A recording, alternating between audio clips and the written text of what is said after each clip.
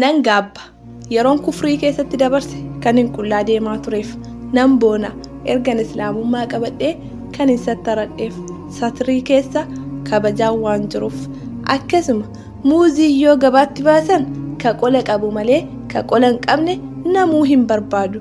Karameellaan yoo ashagamee taa'e kabajaadhaan taa'a, yoo qolli irraa ba'e tusseetutti nama.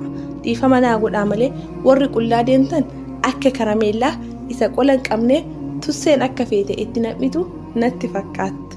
Akkasuma ammoo rabbiin fuula qullaa yoo nu uumeyyuu namaaf horii kan ittiin adda baasnuuni uffataani.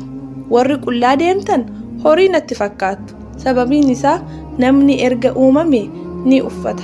Qullaa deemuun salphina malee kabajaan qabu.